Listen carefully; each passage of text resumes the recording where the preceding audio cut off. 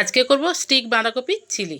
দেখে নিন রেসিপিটা। একটা বাঁধাকপি আমি এখানে নিয়ে নিয়েছি। বাঁধাকপিটাকে টুকরো টুকরো করে কেটে নেব।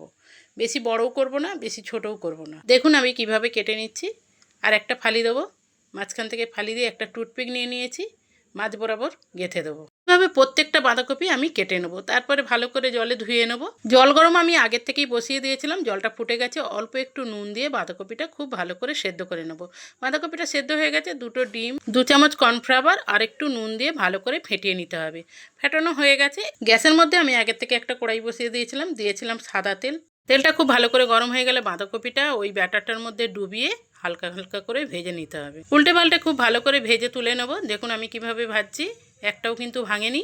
এর মধ্যে দিয়ে দেবো আমি রসুন কুচি, আদা, কাঁচা লঙ্কা কুচি। খুব ভালো করে ভেজে নেব। তারপরে দিয়ে দেবো পেঁয়াজ। পেঁয়াজটাকেও হালকা করে ভেজে নেব। 2 চামচ সয়া সস, 2 চামচ দিয়ে দেবো টমেটো সস, অল্প একটু লঙ্কার গুঁড়ো আর একটু চিনি দিয়ে ভালো করে গুলিয়ে নিতে হবে। এদিকে পেঁয়াজ রসুনটা খুব ভালো করে ভাজা গেছে, সসটা দিয়ে দিলাম।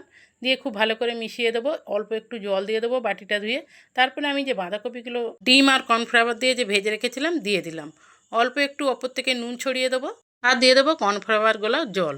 খুব ভালো করে মিশিয়ে নিতে হবে। দেখতে যেমন সুন্দর হয়েছিল, খেতেও কিন্তু অপূর্ব স্বাদের হয়েছিল। ভিডিওটা যদি ভালো লেগে থাকে একটা লাইক করে দেবেন, বেশি করে শেয়ার করে দেবেন।